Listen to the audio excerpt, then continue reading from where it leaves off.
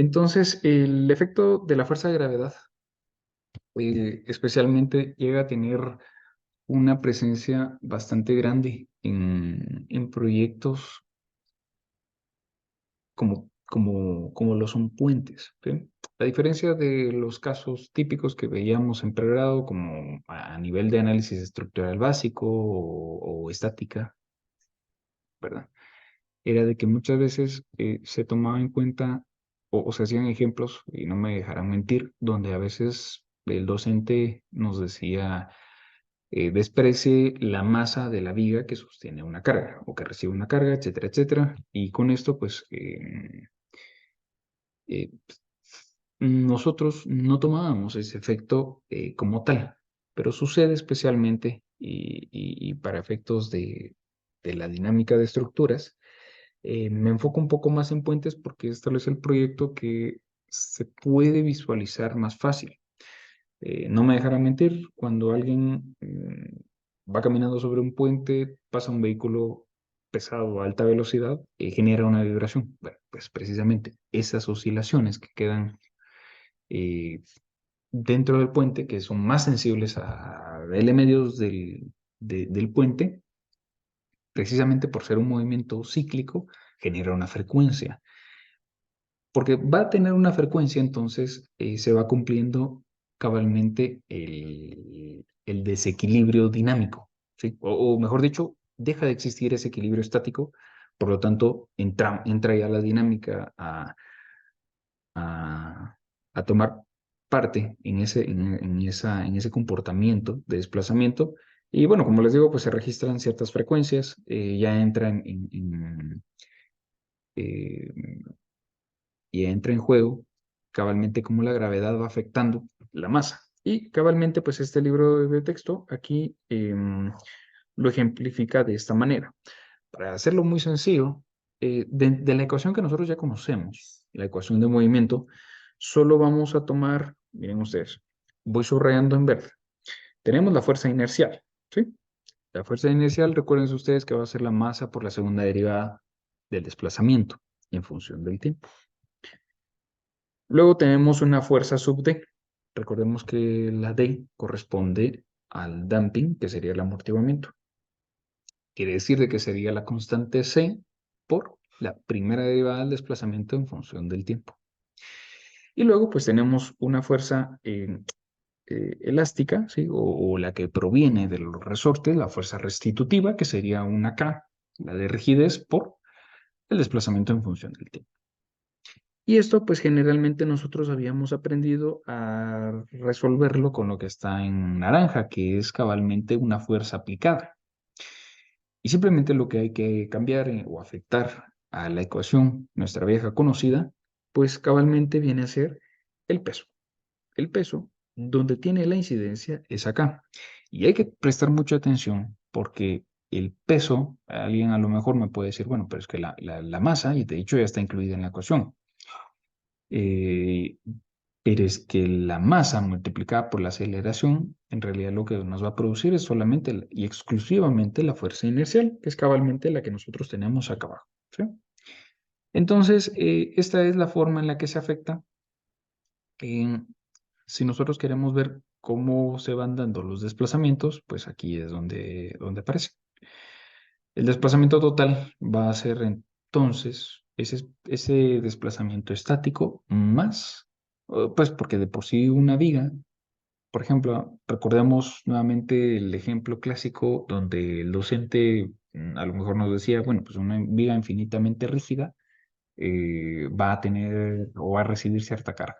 Bueno, pues aquí sucede de que ya no existe una viga infinitamente rígida, por lo tanto, ante el efecto de su peso propio, va a generar una deflexión. Y eso es lo que en realidad sucede en los sistemas estructurales de marcos, marcos de concreto, marcos de acero, etcétera.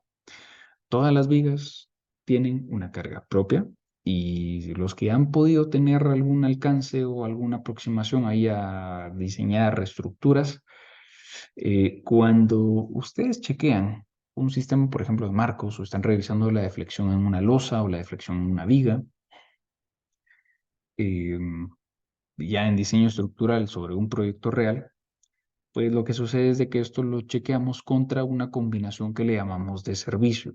La combinación de servicio lleva por ende carga muerta, sobrecargas, y carga viva sin mayorar. Pero es precisamente esos primeros dos puntos donde se toma la carga muerta y la sobrecarga, eh, los que van a hacer que se produzca esa línea elástica de deformación. Entonces, si nosotros tomamos en cuenta el peso, añadiéndolo a nuestra ecuación de movimiento libre, vamos a tener siempre la consideración de que se va a producir un delta sub B.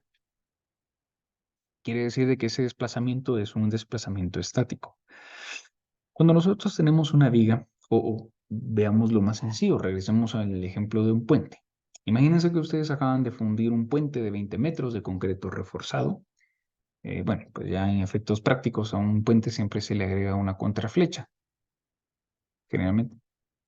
Pero si en algún caso no se contemplara esta contraflecha, digamos que ustedes están retirando su formaleta, su apoyo temporal, y lo que va a suceder es de que el puente va a tender a deflectar. Esta deflexión no está sucediendo porque ya inmediatamente estén circulando vehículos, sino que es una deformación estática debida exclusivamente al peso. A esta deformación o este desplazamiento estático se le conoce como el delta sub E. Y como muy bien dice el párrafo acá arriba, es debido al peso W.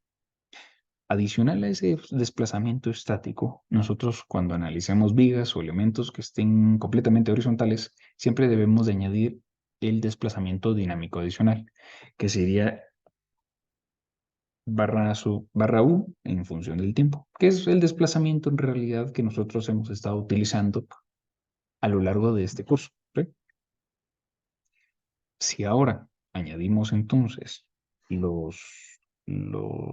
estos desplazamientos justamente a nuestra ecuación, vean ustedes que la rigidez entonces deben de multiplicarla por los dos valores, precisamente porque el desplazamiento total, este que nosotros tenemos mejor en un círculo naranja, afecta directamente a la rigidez K, ¿sí?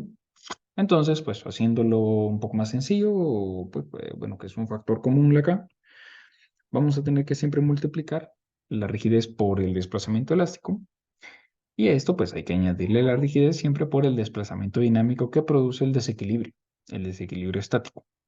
Bueno, si nosotros ya lo pasamos a nivel de esquemas eh, y generamos nuevamente, imagínense ustedes, una superestructura de un puente, que es cabalmente el ejemplo que utiliza el autor en este capítulo. Generalmente los puentes se idealizan como una viga simplemente apoyada. Quiere decir de que en un extremo tenemos pues dos reacciones, una longitudinal y una vertical, que sería ubicada en este punto, y una reacción vertical en el otro extremo, ¿sí? Eh, de tal manera que el puente, por su composición, vigas, que sea una armadura, que sea una celosía, que sea un puente tipo cajón, etcétera, etcétera, va a producir entonces una rigidez. A nivel de diagrama, para que quede equilibrado, hay que, eh, a nivel de esquema, se coloca rigidez medios de cada lado izquierdo, lado derecho. Al final, pues es un equilibrio, ¿no? La carga P, que sería en este caso, si estamos analizando para puentes, la carga vehicular, ya a nivel de puentes, o pues la realidad, esta carga P es una carga móvil, esta se va a ir desplazando, así como lo van a ver en su curso de puentes. Y también el peso propio del puente produce la deformación estática. Esa ya la conocemos, pero también el mismo sistema del puente, la distribución de las vigas, de los diafragmas, de los demás elementos, va a tener también cierto porcentaje de amortiguamiento, así como el material que nosotros hemos visto en sistemas de marcos, más o menos un 5%, etcétera, etcétera. Y si esto lo pasamos a una forma mucho más simplificada, digamos un diagrama de cuerpos, un diagrama de cuerpo libre en el inciso B, pues cabalmente determinamos la fuerza inercial, la fuerza de amortiguamiento y la fuerza elástica medios. de cada lado izquierdo y lado derecho. Esto pues obviamente va a tener un desplazamiento U. Pero cuando, digámoslo así, al puente se le retira su apoyo temporal, su formaleta, justamente ocurrirá entonces ese delta sub B, ese desplazamiento estático que empieza ya a hacer que la viga sufra esfuerzos previos a entrar a una etapa ya de servicio, ¿sí? Hablando siempre de puentes. Y a nivel de marcos, en realidad esto es lo que siempre va sucediendo en las vigas. Simplemente las deformaciones estáticas, perdón, van siendo muy pequeñas. Con esto me refiero a que generalmente si ustedes están construyendo un edificio de marcos, imagínense que acaban de fundir una viga de 6 metros. Siempre va a tender a deflectar, aunque sea milímetros. Por muy bien que esté hecho el diseño, tiende a deflectar. Y ahí es donde entra el término, pues, bueno, pues esta es una deflexión permisible. Y esa deflexión permisible en realidad surge de este concepto, de que el delta sub B está dentro de los parámetros que hacen que cuando se le aplique la carga, la carga U en función del tiempo, pues no va a exceder los esfuerzos permisibles de las vigas que estamos analizando. ¿Sí? Entonces, aquí les dejo pues, un poquito más de texto. Hay un ejemplo resuelto, aquí el 411, que vale la pena pues que se pueda ver. Cuando hemos contado con un poquito más de tiempo, ahí trato de resolvérselos, em, pero se los dejo como una inquietud para que ustedes puedan visualizarlo, ¿sí? Porque si no, lamentablemente no vamos a tener más tiempo para el resto de la clase. En el canal, de igual manera, aparece el ejemplo resuelto de esta parte, entonces, si quieren revisarlo, también puede ser otro punto, un punto bueno, ¿sí? ¿Alguna pregunta?